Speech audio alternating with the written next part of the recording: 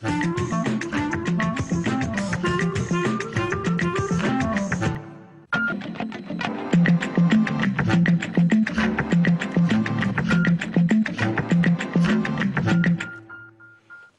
19h, donc, toute l'actualité politique et parlementaire. Voici les titres de ce mardi 7 décembre. Économie oblige, le Sénat finit par revenir à la copie souhaitée par le gouvernement sur la fin des exonérations de cotisations sociales en matière de services à la personne. Mais un autre débat, déjà en vue, est très animé. La réforme de la fiscalité sur le patrimoine. François Baroin adopte une position médiane affirmant qu'il ne veut pas, coûte que coûte, supprimer l'impôt sur la fortune. Le but d'Éric Cantona, loin d'être atteint. Pas de retrait massif aujourd'hui au guichet des banques. L'ex-footballeur qui n'a pas donné l'exemple est même rattrapé par ses propres virements récents et massifs. François Fillon fait donc plier le Sénat qui avait voté en faveur du maintien de l'exonération actuelle de charges au bénéfice des particuliers employeurs. Le gouvernement n'a pas voulu renoncer à une économie de 450 millions d'euros. L'issue de ce bras de fer s'est jouée tout à l'heure à l'issue d'une longue après-midi de tractation. Récit avec Fabrice Cunet.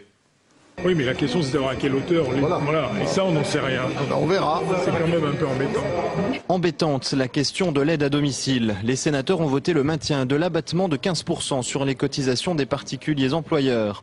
Un choix qui mécontente le gouvernement, comme une quinzaine d'autres amendements. Les fonctionnaires de tous les ministères n'ont pas bien compris qu'il y avait un Parlement. Et ils pensent que lorsqu'ils ont sorti un texte, ce texte doit être inscrit dans le marbre et protégé. Non. Message entendu. Et c'est Patrick Ollier qui vient déminer le terrain. Seule l'aide à domicile sera rediscutée. Le premier vote s'était joué à 2 voix. Alors le ministre est là pour mobiliser les sénateurs UMP. Non, le gouvernement veut apaiser le jeu, il écoute sa majorité et il souhaite trouver des solutions. Puis après, le Parlement tranche. Mais il n'y a pas de problème. Le message s'adresse aussi et surtout aux centristes. Sans leur voix, impossible de revenir à la version du gouvernement. Il a fallu en tout cas 48 heures pour que j'obtienne les documents qui prouvent que la déclaration du gouvernement était effectivement fondée. Je n'ai jamais dit que le gouvernement avait tort, mais j'ai demandé à ce qu'on me prouve que ces personnes fragiles étaient bien hors champ.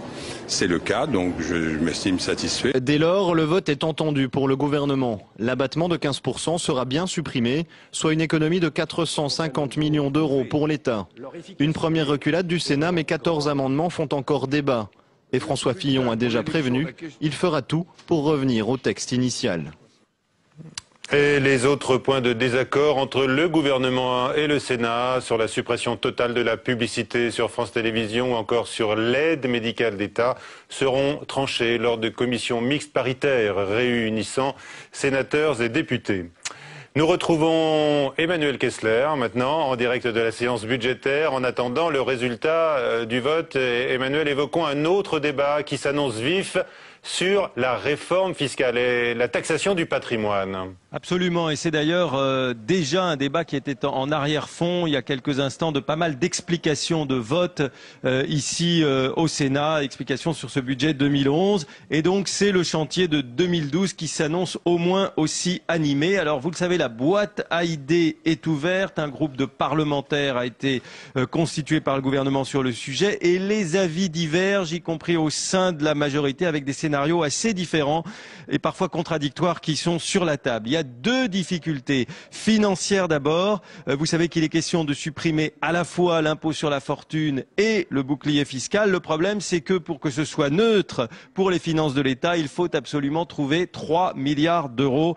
Pas facile en ce moment. L'autre difficulté, elle est plus décisive encore, sans doute, elle est politique. La suppression de l'impôt sur la fortune pourrait être interprétée à nouveau comme un cadeau aux riches de la part de Nicolas Sarkozy et de la majorité, d'où d'ailleurs la retenue cet après-midi de François Baroin qui s'est exprimé dans Le Monde et qui a tenu à dire qu'il ne fallait pas forcément supprimer intégralement l'ISF coûte que coûte. Il pourrait être seulement aménagé. Un point de vue d'ailleurs soutenu à notre micro par le rapporteur général du budget, Philippe Marini, qui a estimé qu'il fallait tenir compte sur cette question de l'état de l'opinion, surtout à quelques mois de l'élection présidentielle.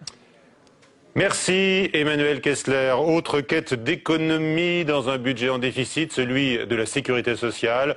Pour les assurés, de nouveaux déremboursements de médicaments se profilent à l'horizon proche. Margot Aubrio. Des médicaments à vignette bleue, il y en a plus de 1500. Ils sont classés par le ministère de la Santé comme présentant une utilité médicale modérée. Aerius qui est un anti-allergique, donc très utile pour plein de gens, aussi bien asthmatiques que personnes allergiques. Du Spasfon, produit antispasmodique comme son nom l'indique, très utilisé pour des problèmes digestifs. Euphiline, qui est un produit utilisé pour les asthmatiques.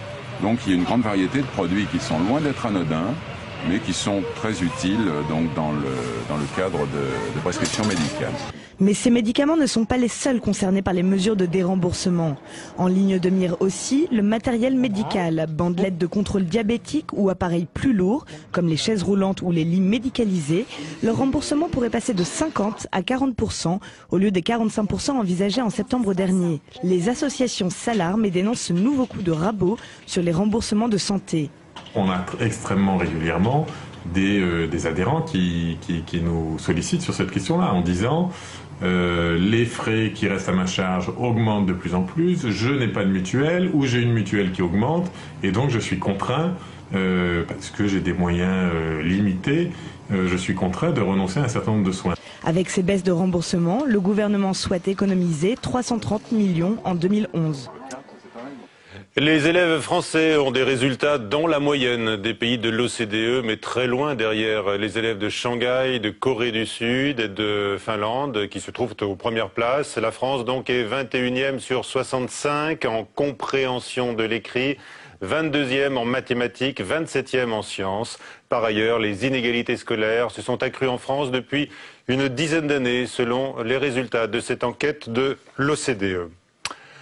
Pas de mouvement de masse au guichet des banques aujourd'hui. L'appel d'Éric Cantona à faire exploser le système, c'est en fait retourné contre lui aujourd'hui. Certains politiques, comme Roselyne Bachelot, ne se sont pas privés de rappeler à quel point l'ex-footballeur vedette profitait du système. Ce dernier d'ailleurs n'a pas retiré ses fonds aujourd'hui, bien au contraire. Aurélien Romano.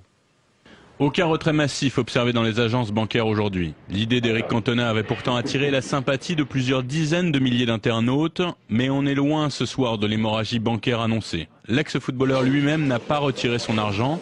Il avait pourtant prévenu d'un retrait supérieur à 1 500 € dans une agence BNP de province. Plus troublant encore, le Figaro annonce qu'Éric Cantona a effectué un virement de 750 000 € il y a 3 jours vers le Crédit Agricole. Une somme tout juste inférieure à la première tranche de l'ISF, remarque le journal. Chez les Cantona, la banque on connaît, la compagne de la star, l'actrice Rachida Brakni, vantait dans une publicité télévisée les mérites du Crédit Lyonnais. Une information que distillait ce matin Roselyne Bachelot avec gourmandise. Julian Assange sera maintenu en détention jusqu'au 14 décembre. Décision de la Cour de justice de Westminster après l'arrestation aujourd'hui à Londres du fondateur de Wikileaks. Non pas en rapport avec les dernières fuites, mais en vertu d'un mandat d'arrêt européen pour une affaire de viol en Suède. Julian Assange s'est présenté lui-même à la police britannique et il rejette bien évidemment ces accusations de viol. Le mariage des Verts et d'Europe écologique connaît sa première crise avec le coup d'éclat de l'eurodéputé Jean-Paul Besset. Ce dernier décrit un climat délétère de guerre froide dans une lettre aux responsables du parti. Patrick Jean-Pierre. Rien ne va plus à Europe Écologie. Après l'unité de façade affichée en novembre dernier, Jean-Paul Besset, principal cheville ouvrière du rassemblement, l'auteur du manifeste voté à Lyon, s'en va. Il claque la porte et le dit ouvertement dans une lettre que nos confrères de Marianne se sont procurée. Une décision mûrement réfléchie, explique-t-il, face à une situation de conflit interne qui m'apparaît en l'état dominante, indépassable, broyeuse d'énergie et d'espérance. Ce qui est très intéressant, c'est que quand il était dans les ONG, aux côtés du Lot, de Greenpeace, etc., ces gens-là nous regardaient en disant, dès qu'il y avait un couac médiatique, oh bah regardez celui-là, il a encore parlé à la presse, c'est désastreux vu l'état de la planète. Moi j'ai envie de dire à Jean-Paul Besset, bah aujourd'hui c'est toi qui fais le couac. Nicolas Hulot, son nom revient souvent dans les discussions et après les départs de Pascal Durand, ancien délégué général d'Europe Écologie, et de Jean-Paul Besset aujourd'hui, certains y voient l'ombre d'une manœuvre politique. C'est une hypothèse que peut-être eux-mêmes vont essayer de pousser Nicolas Hulot afin qu'il soit candidat à la présidentielle au nom des écologistes et que ça remette un petit peu d'unité dans un parti qui est un petit peu, disons, déchiré. Après leur bon score aux européennes et aux régionales, Europe Écologie Les Verts n'a pas su surfer sur la vague de l'unité. La fusion dépassement n'a pas eu lieu, explique encore Jean-Paul Bessette dans son courrier. Les différents leaders du parti viennent de recevoir un beau soufflet d'un des leurs à quelques mois de la présidentielle. Dassault attendra encore longtemps, semble-t-il, la conclusion du contrat du siècle, la perspective de la vente au Brésil de 36 Rafales. Le président Lula, en effet, fait volte-face et il annonce qu'il laisse à son successeur, Dilma Rousseff, le choix des avions de chasse, une décision qui intervient dans un contexte de coupe budgétaire qui touche tous les secteurs au Brésil, y compris celui de la défense. La HALDE est appelée à disparaître avec la création du défenseur des droits, mais le président par intérim, nommé par le chef de l'État, défend ses missions. Éric Molinier, l'ancien président de l'Association française contre les myopathies, a été entendu aujourd'hui par la commission des lois du Sénat. Élise Cardy.